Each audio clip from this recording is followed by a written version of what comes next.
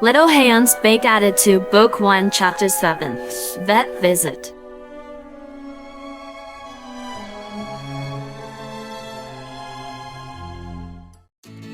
Over the next few days, I began to get some context of what the group's routine was supposed to be, as well as names. The man had many names, but I'd nailed it to the mostly commonly used name, down to Tom. He appeared to have taken in the other three, and now myself, as a parental figure. Same for his wife, who I determined was named Maddie. The canine was Ozzy, and while I had determined that he wouldn't harm me intentionally, I still preferred to avoid him. As for the fox and echidna, I hadn't really bothered to learn their names before, like I had with Sonic. They weren't relevant, and I was going to be interacting with them. But now that I saw them every day, I have learned they were tails in this. But do mulligans give themselves such literal names? Every time one of them introduces themselves, it was like you could just look at them and say, "Yes, I see that." Tails had two tails and Sonic was fast. It was rather obvious. Aside from my first 2 days with this hodgepodge family, things had been relatively the same routine. Tom and Maddie went to their jobs, I guessed, and Sonic and Tails left the house and would come back with a bed of papers that they would then sit and fiddle with.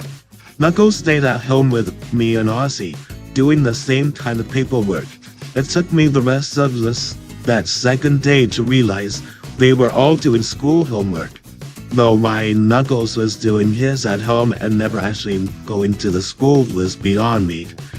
It brought me some evil delight to watch Sonic's irritation at being made to sit still for a long time, gnawing his pencil like a beaver, and Brownie when Tails always finished before he did.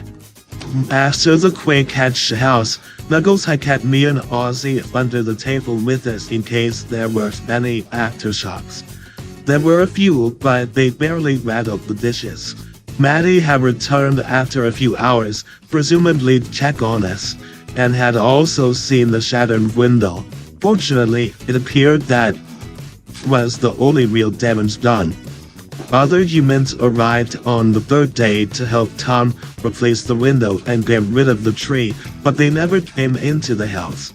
Tom and Maddie didn't seem to want them to come inside. Was it because of me? Or because all of us Mobians? How many people around you knew about us? If Sonic and Tails went to school with their children, I would assume quite a few. After the first night's attempts have ruined my throat, I decided on plan B. I wouldn't scream for long periods of time. I would instead wait until precarious moment and then scare the living daylights out of whoever is the closest.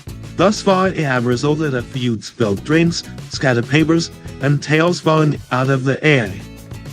It was when I woke up on the fourth day that I really noticed how much stronger I felt compared to when they brought me here. But all I'd seen of this world had been that stall and house. I hadn't seen that other artist either. That changed that day. Everyone in the home awoke early as usual, but something was different. Maddie had given me a bottle, changed my diaper, and everything else that went on when they were leaving the last few days. But she never handed me off Knuckles. Instead, she wrapped a blanket around me, keeping my arms and legs pinned down, and then held me in one arm. She collected my duck toy and then hugged Knuckles, and then he bid farewell to both of us. What was happening? Where were we going? I was grateful for the blanket. However, as the air outside the house was cold and gusting through the trees, I pulled my ears back against my head and tried to duck deeper into the fabric, the wind whistling in my ears. She walked out to her vehicle and carefully set me down in a large box in the passenger seat. She looked at me and smiled, murmuring some comforting words to me. Her words would be more reassuring if I understood what she was saying, or where she was taking me. The drive was short and I refused to go to sleep. I had phoned for that trip too many times the past few days. It was hard. The blanket mourned and the vehicle's vibrations tried to lull me into a relaxed state. I was certainly drowsy when we stopped and she collected the entire box from the seat. But the cold snapped me back into alertness. The wind was even colder out here without the trees to block it. Even Maddie seemed to shiver under her coat, a puff of mist leaving her mouth as she exhaled hard. She released one side of the box and opened the door, and a bell rung overhead. And then my senses were slammed with the sounds and smells of other animals. Oh, it's cold, I know. Maddie cooed to the baby as she opened the door and the cold wind whipped into her cars. The tiny form tucked his head into the blanket, its tiny quills protruding outward as he shivered. We'll be inside in the healing again in just a second, baby. Of course, the morning she chose to take him into the clinic had to have a cold snap blow through the night before. Why wouldn't it? She would have brought him in a few days before, but that little bit of hope that his mother would show up had hung on, and she didn't want her to arrive and find them messing with her babies. But 4 days with no sightings, no rumors, nothing. It would seem that this little hedgehog would have been on his own if not for that farmer's keen eye. With that in mind, and the little one having gained some strength since his arrival, she decided it would be best to get some measurements and check him out in an official capacity. Not to mention finally give him a name that wasn't just the Davy. Sonic, Tails, and Knuckles had all been giving their opinions on a name for him, varying from somewhat normal names by Tails, powerful destructive names courtesy of Knuckles, or super cool names from Sonic. Tom had already shut down Sonic Jr. for the time being. Maddie had an idea in her head, something that had come from her experience with the tiny hedgehog. She hadn't shared it with the others yet, but perhaps tonight they could finally settle on something and she could bring it up. She tucked the box was under her arm and closed the car door. Smitten hurried up the steps to the door, pushing it open and being met with the welcoming warmth of central heating. Maddie, get in here where it's warm. Isn't it your day off? Oh, I see you brought a little something or someone. Oh, yeah. Well, you know how I told you Tom got a call from our farmer? Well, it turns out it was worth this little cutie. She came around the counter and allows the other woman to see the baby, who was presently trying to hide himself under the blanket where it was warmer still. Oh my gosh! He's the size of an echidna. I know, right? I would have brought him in sooner, but we were waiting to see if his mom showed up, looking for him. So no luck then? No, not yet at least. I hate to think she'd just abandon him, but... So, I'm just going to get some measurements for reference and make sure there's nothing wrong with him. Of course. Don't let Marissa see him. She may lose her mind. Maddie walked into one of the examination rooms and closed the door, removing him from the box and the blanket. He frowned when he was exposed to the cold. Sorry, baby. We'll get this done and then you can have your blanket back.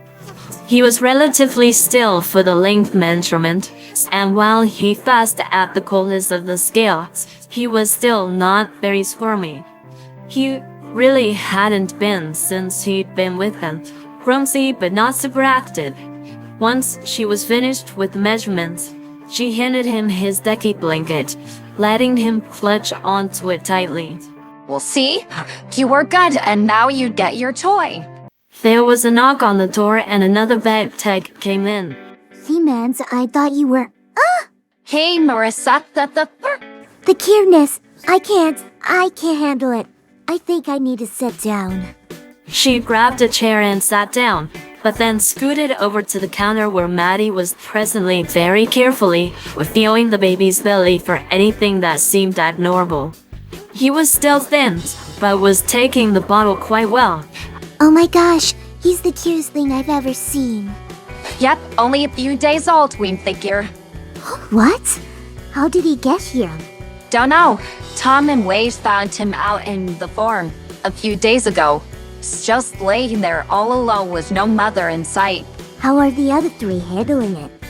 Oh my gosh, Sonic adores him. Tails and Knuckles like him too, but not as much as Sonic. The first night he was screaming and I couldn't get him to calm down. But then Sonic came down and got sleep in just a few minutes.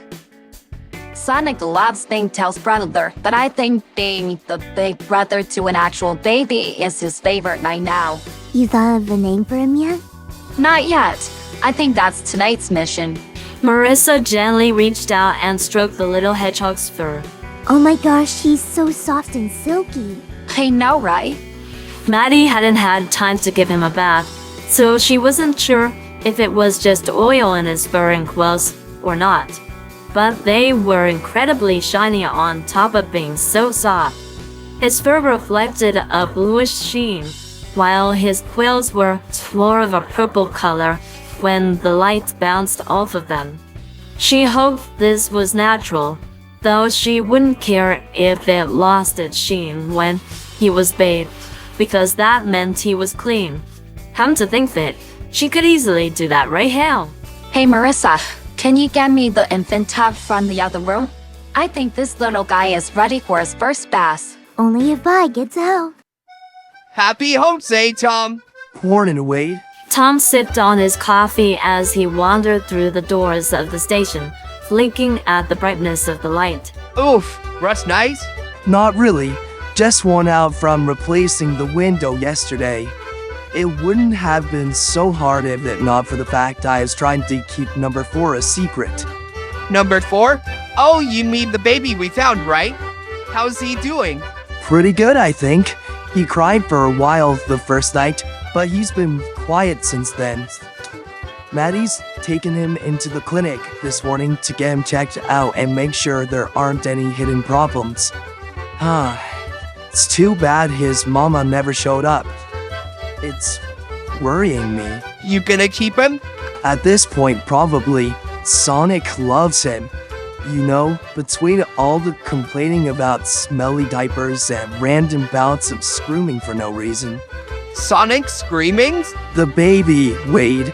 If Sonic were screaming randomly for seemingly no reason, I'd be more concerned. We still gotta come up with a name. The kids got ideas? Oh yeah. I told them to write down their favorites and we'll try to narrow them down this evening. Sounds like fun.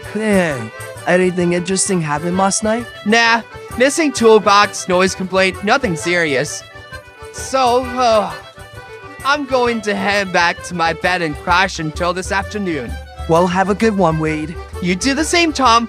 Let me know what you decide to call the little guy, alright? No problem. As Wade left the station, Tom grabbed a pencil and scribbled a few words down. He'd need something to put into the name pool that night too.